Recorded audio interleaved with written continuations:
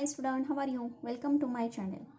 स्टॅटिस्टिक्समधला first chapter आपण पाहत होतो. यामधील प्रिव्हियस लेक्चरमध्ये आपण फ्रिक्वेन्सी डिस्ट्रीब्युशन म्हणजे काय, त्यांचे टाइप्स कोणकोणते आहेत, डिस्क्रीट डाटामध्ये असेल, त्यानंतर कंटिन्युअस डाटामध्ये असेल, फ्रिक्वेन्सी डिस्ट्रीब्युशन कशा पद्धतीने करायची हे आपण डिस्कस केलेलं होतं. आजच्या व्हिडिओमध्ये आपण प्रिन्सिपल ऑफ फ्रिक्वेन्सी डिस्ट्रीब्युशन म्हणजे काय हे आपण पाहणार आहेत, किंवा प्रिन्सिपल जे काही फ्रिक्वेन्सी डिस्ट्रीब्युशनचे आहे ते थोडक्यात पाहणार आहोत. आणि त्यानंतर टॅब्युलेशनचे कंटेंट्स जे काय आहे, टॅब्युलेशन म्हणजे काय ते आपण पाहणार आहोत. पण त्याही आधी अजूनही जर तुम्ही चॅनलला सबस्क्राईब केलं नसेल तर चॅनलला सुद्धा सबस्क्राईब करा.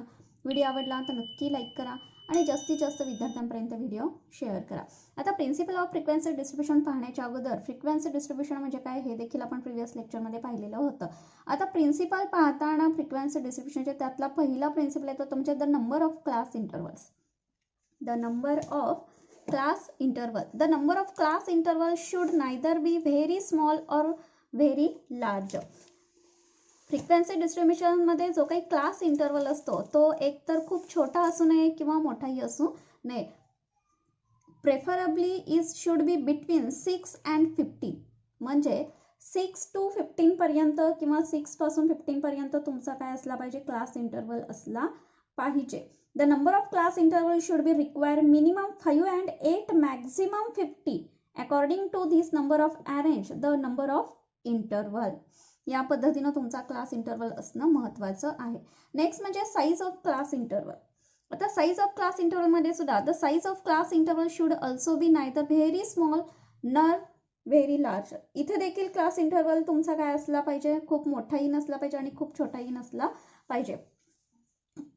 Preferably size of class interval should B 5 units, 10 units or any multiple of 5 and uniform for all classes. Size of class interval मध्ये the size of the class interval should be required in the 2 units. Is units all in the multiple of its the size and number of the class interval are depend upon each other. त्यानंतर third point जो काही आहे तो म्हणजे lower limit of the first class. आता जो काही data तुमच्याकडे क्लास जो काही तुमच्याकडे गिवन केलेला असतो तो एकतर lower limit of the first class असणं महत्वाचं आहे. The starting point of the table or the lower limit of the first class should be either 0 or multiple of 5. जो काही क्लास तुम्हाला गिवन केलेला असतो याच्यामध्ये तुमचा जो काही क्लास असतो हा लोअर लिमिट तुमचा 0 पासून असला पाहिजे किंवा 5 पासून असला पाहिजे. For example, if the lowest value in the data is 2 or 3, the first class should start from 0 and not from 2 or 3. जर तुमचा क्लास लोएस्ट व्हॅल्यू असेल 2 or 3 असेल तर तो क्लास तुमचा कधीपासून स्टार्ट होतोय तर 0 पासून स्टार्ट होईल, ना की 2 किंवा 3 पासून.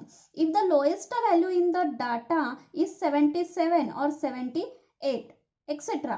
the first class should start from 75 and not from 77 or 78. Class जर तुमचा 77 आणि 78 मध्ये येत असेल तर तो क्लास तुमचा स्टार्ट होईल 75 पासून, ना की 77 ते 278 इथपर्यंत सुरू होईल. त्यानंतर upper limit of a class. आता अप्पर लिमिट काय, if exclusive method is chosen that then the upper limit of a class will be the lower limit of the next class. If inclusive method chosen, then the upper limit of a class will be different from the lower limit in the next class. Half of the difference between the two is called the correction factor as far as possible. The end classes should not be open. Open end classes इथं आपण गृहीत धरणार नाही. The class below a certain value says 10 or the class above a certain value say 250 are upon end classes. Without any assumption such data cannot be further analyzed. आता upper limit of class मध्ये the value of the upper limit is depend upon the method of the class interval selected. For example, if 69 is highest value is the data according to the exclusive method of the class interval upper limit as 60 to 70. जर तुमच्याकडं highest value असेल 69 तर त्याच्यासाठी तुम्ही data upper limit कशा पद्धतीने use करू शकता तर 60 to 70 अशा पद्धतीने upper limit class interval use करू शकता. According to the inclusive method the upper limit is 60 to 68 पासून. इन्क्लुसिव्ह मेथड असेल तर 60 to 68 पर्यंत क्लास आपण ॲझ्युम करू. अशा पद्धतीनं प्रिन्सिपल जे काही फ्रिक्वेन्सी डिस्ट्रीब्युशनचे आहेत ते आपण थोडक्यात डिस्कस केलेले आहेत. त्यानंतर नेक्स्ट पार्ट येतो तो म्हणजे टॅब्युलेशनचा. आता टॅब्युलेशन म्हणजे काय? The arrangement of the data in rows and columns. जो काही डाटा तुम्ही सर्चसाठी घेतलेला असतो तो डाटा क्लासिफिकेशन व्यवस्थित केल्यानंतर त्याचा एखाद्या विशिष्ट एक सिस्टमॅटिक मॅनरमध्ये टेबल फॉर्ममध्ये बसवणं महत्त्वाचं आहे. ते प्रेझेंट एखाद्या चांगल्या टेबल फॉर्ममध्ये करणं महत्त्वाचं असतं आणि तो काही डाटा योग्य पद्धतीनं एखाद्या टेबल फॉर्ममध्ये अरेंज करणं म्हणजेच टॅब्युलेशन होय. The arrangement of the data is rows and column. आणि हा डाटा प्रेझेंट करताना तुमचा टेबल कशा पद्धतीनं असणं महत्त्वाचं आहे, त्याच्यामध्ये रोज म्हणजे काय आणि कॉलम्स म्हणजे काय हे तुम्हाला माहिती असणं महत्त्वाचं आहे. त्याच्यासाठी टॅब्युलेशन म्हणजे काय? It condense the data, simplifies complexities, breaks out the hidden patterns, facilitates comparison and helps analysis. टॅब्युलेशनमुळे काय होतं तर दिलेला डाटा तुम्ही व्यवस्थित क्लासिफाईड केल्यानंतर एखाद्या विशिष्ट सिस्टमॅटिक मॅनरप्रमाणे टेबल फॉर्ममध्ये जर तुम्ही घातला, अरेंज केला, योग्य टायटल, योग्य रोज आणि कॉलममध्ये तो डाटा प्रेझेंट केला न्यूमेरिकली, तर तो चांगल्या पद्धतीनं अनालाइज तुम्हाला करता येतो. आता टॅब्युलेशनमध्ये एखाद्या टेबल फॉर्ममध्ये डाटा घातल्यानंतर त्याचे कंटेंट्स किंवा त्याचे जे काही पार्ट्स आहेत ते तुम्हाला माहिती असणं महत्त्वाचं आहे. Generally table has the following part. जे काही पार्ट्स आहेत ते आपण एक्सप्लेन करतोय. फर्स्ट म्हणजे टेबल नंबर. बघा, कुठलाही सब्जेक्ट तुम्ही घेतला, फॉर एक्झाम्पल इकॉनॉमिक्समध्ये एखादा चॅप्टर जरी तुम्ही घेतला तर त्याच्यामध्ये जो काही न्यूमॅरिकली डाटा तुम्हाला जर तिथं प्रेझेंट करायचं झालं किंवा रीड करायचं झालं तर एखाद्या टेबल फॉर्ममध्ये तुम्हाला तो डाटा गिवन केलेला असतो आणि टेबल्ससाठी नंबर गिवन केलेले असतात की फर्स्ट चॅप्टरमध्ये आता फॉर एक्झाम्पल फर्स्ट चॅप्टरमध्ये 3-4 टेबल्स दिलेले आहेत तुम्हाला, तर first table, 2 table, third table असे नंबर 1 2 3 4 5 असे नंबर दिलेले असतात. किंवा एखाद्या फर्स्ट टेबलमध्ये आणि सब टेबल सुद्धा असू शकतात. मग फर्स्ट टेबलमध्ये आणि काही सब टेबल असतील तर त्याच्यासाठी 1.1 1.2 1.3 1.4 असे टेबल्सचे नंबर्स तुम्हाला दिलेले असतात. त्याच्याशिवाय तुम्हाला ते समजत नाही. त्यामुळे table number, each table should be given a number of ready reference. त्याचा रेफरन्स तुम्हाला टेबल नंबरवरून लक्षात येतो. नेक्स्ट आहे टायटल ऑफ द टेबल. कुठलाही टेबल तुम्ही प्रिपेअर केला, आता इथं स्टॅटिस्टिक्समध्ये आपण न्यूमेरिकल डाटा प्रेझेंट करतो तर त्याच्यासाठी तुम्हाला टायटल मेन तुम्हाला देणं गरजेचं आहे की नुसत्या टायटलवरून तुम्हाला त्या टेबलमध्ये कोणती इन्फॉर्मेशन आहे, कोणता डाटा त्याच्यामध्ये प्रेझेंट करायचा आहे हे तुम्हाला फक्त आणि फक्त एक अट्रॅक्टिव्ह टायटलवरून तुमच्या लक्षात येणं महत्त्वाचं आहे आणि अशा पद्धतीनं टायटल तुम्ही तुमच्या टेबलला देणं महत्त्वाचं आहे. नेक्स्ट आहे तो म्हणजे पॉईंट हिड नोट. आता इथं बुक मी घेतलेला आहे त्यामुळे बुकमध्ये त्यांनी चांगल्या पद्धतीने इथं प्रेझेंट करून सांगितलेलं आहे की टेबल नंबर एकतर फर्स्ट लाईनला येतो, सेकंड म्हणजे टायटल अशा पद्धतीचं पाहिजे की त्या नुसत्या टायटलवरून काय डाटा किंवा काय न्यूमेरिकल डाटा तुम्ही प्रेझेंट करणार आहोत ती सगळी इन्फॉर्मेशन या टेबल फॉर्ममध्ये एक्सप्लेन होऊ शकते. नेक्स्ट पॉईंट आहे हिड नोट. बघा, टायटलच्या खाली हिड नोट दिलेली आहे. याचा अर्थ काय तर केवळ आता टायटल आपण देतो ते एखाद्या शॉर्ट सेंटेन्समध्ये देतो किंवा वाक्यामध्ये देतो, तर शॉर्ट त्या दिलेल्या सेंटेन्सवरून जर लक्षात येत नसेल तर सब हेडिंग तुम्हाला तिथं देणं गरजेचं असतं. या सब हेडिंगलाच आपण काय म्हणतो, head note. The purpose of head note is to state units and to qualify the title. टायटलचं सब हेडिंग म्हणजेच काय, त्या पूर्ण टेबलमध्ये काय इन्फॉर्मेशन आहे टायटलवरून तर आपल्या लक्षात येतच, पण जर टायटलमध्ये काही राहिलं असेल आपलं आणि जर त्याच्यातून समजत नसेल नक्की काय टेबलमध्ये आहे तर सब हेडिंग म्हणून तुम्ही त्याच्या खाली ब्रॅकेटमध्ये काय करू शकता, इन्फॉर्मेशन लिहू शकता. त्याला आपण हिड नोट असं म्हणतो. नेक्स्ट आहे कॅप्शन. कॅप्शन मीन्स सब हेडिंग. पण टेबल तयार करण्याच्या अगोदर जो काही टायटल तुम्हाला दिलेला असतो त्याला टायटल, मेन टायटल.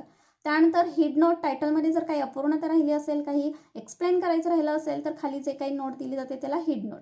आणि कॅप्शन म्हणजे काय, याला सुद्धा आपण सब हेडिंग म्हणतो. पण टेबलच्या आतमध्ये कॉलम वाईज जर तुम्ही कॅप्शन केलं असेल किंवा तिथं सब हेडिंग दिलं असेल कॉलम वाईज, आता रोज म्हणजे काय आणि कॉलम म्हणजे काय हे आपल्याला माहिती आहे, या लेवलला येऊन सुद्धा ते एक्सप्लेन करण्याची गरज नाहीये. व्हर्टिकल फॉर्ममध्ये ज्या काही आपण रेषा आखतो त्याला आपण कॉलम म्हणतो आणि हॉरिझॉन्टल ज्या काही रेषा आखतो त्याला आपण रोज म्हणतो. मग इथं ज्या वेळेला कॉलम वाईज तुम्ही व्हर्टिकल रित्या आखता आणि त्या कॉलममध्ये जी काही डाटा आहे, जो काही इन्फॉर्मेशन आहे ती पुट डाऊन करण्यासाठी, फ्लॅश करण्यासाठी जे काही सब हेडिंग तुम्ही त्या कॉलमला दिलं जातं देता त्यालाच आपण काय म्हणणार आहोत, कॅप्शन असं म्हणणार आहोत, हेडिंग ऑफ कॉलम. त्यानंतर बघा caption reference to the heading of the columns. If there are many columns sub heading should be given. Next आहे स्टब. आता कॉलमसाठी जे काही सब हेडिंग देतो त्याला आपण कॅप्शन म्हणतो. आणि इथं स्टब म्हणजे काय तर हे सुद्धा सब हेडिंगच आहे. बट रोज लेफ्ट हँड साईडला तुम्ही जर काही टायटल दिलं सब हेडिंगच्या स्वरूपात तर त्याला आपण स्टब असं म्हणणार आहोत. बघा हेडिंग ऑफ रोज. इथं आपण व्हर्टिकल नुसार कॉलम केले, व्हर्टिकल रेषा आखल्या तर त्याला आपण कॉलम म्हणतो. म्हणजे वरच्या साईडला तुम्ही त्या कॉलममध्ये दिलं तर त्याला आपण सब टायटल किंवा कॅप्शन म्हणतो. मात्र रोजमध्ये आडव्या लाईनमध्ये सुद्धा जर तुम्ही लेफ्ट हँडला जर काही सब हेडिंग दिलं तर ते तुमचं काय असणार आहे स्टब असणार आहे. बघा इथं दाखवलेलं आहे त्यांनी stub heading of rose, caption heading of columns. Next आहे बॉडी. सर्वात महत्त्वाचा पार्ट आहे तो म्हणजे बॉडी. हा पूर्ण टेबल फॉर्म जो काही तुम्ही प्रिपेअर करता त्याच्या आतमध्ये जो काही न्यूमेरिकल डाटा आहे तो चांगल्या पद्धतीनं रेषा आखून प्रेझेंट करण्याचं काम थोडक्यात बॉडी करते. This is the main part of the table. Variation in data are given in numerical form. Numerical form जो काही प्रेझेंट करता तुम्ही एका विशिष्ट सिस्टमॅटिक मॅटरमध्ये ज्या काही रेषा कॉलम रोज तुम्ही आखता त्यालाच आपण बॉडी असं म्हणणार आहोत. Next footnote.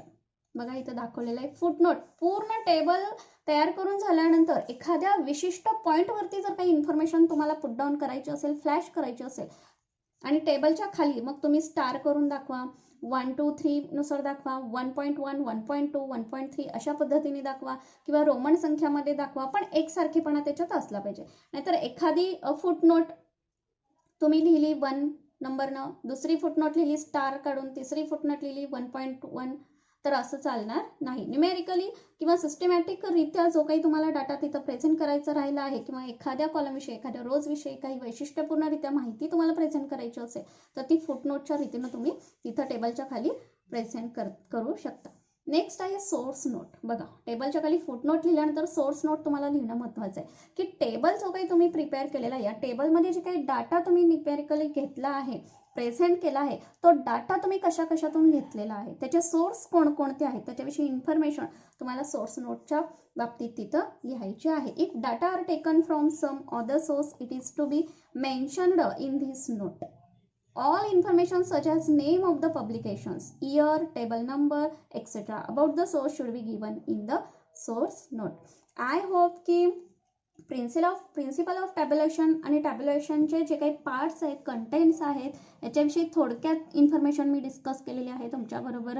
सो आजच्या व्हिडिओपर्यंत जो काही फर्स्ट टॉपिक होता थेरॉटिकली तो आपण कंप्लीट केलेला आहे. नेक्स्ट लेक्चरमध्ये नेक्स्ट जो काही चॅप्टर आहे मेजर ऑफ सेंट्रल टेंडन्सी हा आपण स्टार्ट करणार आहोत. सो व्हिडिओ आवडला तर नक्की लाईक करा आणि जास्तीत जास्त विद्यार्थ्यांपर्यंत व्हिडिओ शेअर करा. थँक्यू. Take care.